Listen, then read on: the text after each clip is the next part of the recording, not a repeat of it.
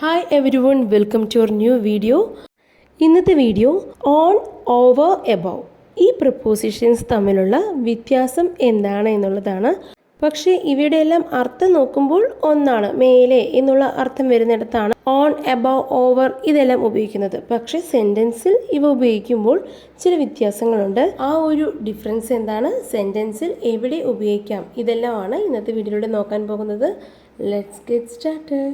ആദ്യം ഓൺ എന്നുള്ള പ്രപ്പോസിഷൻ എവിടെ ഉപയോഗിക്കാമെന്ന് നോക്കാം. ഒരു ഒബ്ജക്റ്റിൻ്റെ മേലെ വേറൊരു ഒബ്ജക്റ്റ് അനങ്ങാതെ ടച്ച് ചെയ്താണ് ഇരിക്കുന്നതെങ്കിൽ ഓൺ ഉപയോഗിച്ച് പറയാം. For example, the book is on the table. Book എന്നുള്ള ഒബ്ജക്റ്റ് ടേബിൾ എന്നുള്ള ഒബ്ജക്റ്റിന്മേൽ ടച്ച് ചെയ്താണ് ഇരിക്കുന്നത്, ഒപ്പം അത് റെസ്റ്റ് പൊസിഷനിലാണ്, അനങ്ങാതെയാണ് ഇരിക്കുന്നത്. സോ ഓൺ ദ ടേബിൾ എന്ന് പറയാം. Next, above.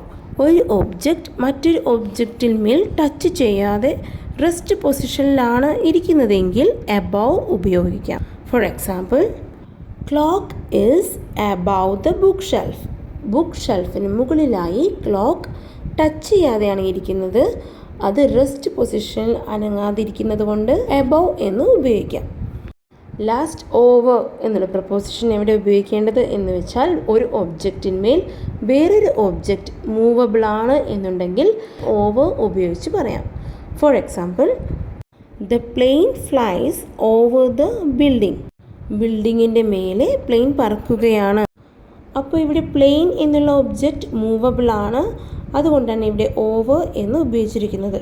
ഇങ്ങനെ മൂവബിൾ ആയിട്ടുള്ളതോ അല്ലെങ്കിൽ ഒരു ഒബ്ജക്റ്റിന്മേൽ വേറൊരു ഒബ്ജക്റ്റിൻ്റെ ആക്ഷൻ നടക്കുകയാണ് എന്നുണ്ടെങ്കിൽ ഓവർ എന്നുള്ള പ്രപ്പോസിഷൻ ആ സെൻറ്റൻസിൽ ഉപയോഗിക്കാം. ഇനി 3 സെൻറ്റൻസ് കാണിക്കാം. ഇതിൽ ഏത് പ്രപ്പോസിഷനാണ് കറക്റ്റ് മാച്ച് ആവുന്നത് എന്നുള്ളത് കമൻറ്റ് ബോക്സിൽ ടൈപ്പ് ചെയ്യാൻ മറക്കരുത്. The computer is dash the table. Next sentence, he climbed dash the fence. A photo ഹാങ്ങിങ് ഡാഷ് ദ ഷെൽഫ്.